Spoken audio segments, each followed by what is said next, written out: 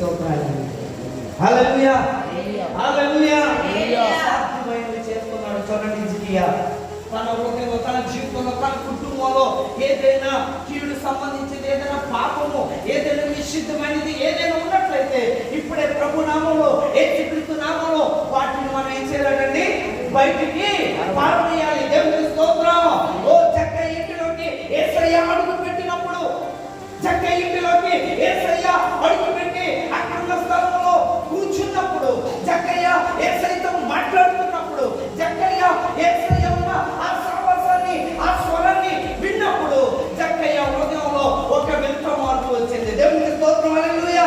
ఏంటి ఆ మార్పు అంటే, తన ఇంటిలో నిషిద్ధమైనది ఉన్నది. ఏముందండి నిషిద్ధమైనది? లంచముతో, పన్ను ఎక్కువగా ప్రజల్ని బాధించి సంపాదించిన మోసపు డబ్బు ఎక్కడుంది? తన ఇంటిలో ఉంది. ప్రభు తన ఇంటిలోకి వచ్చాక ఆయనతో మాట్లాడి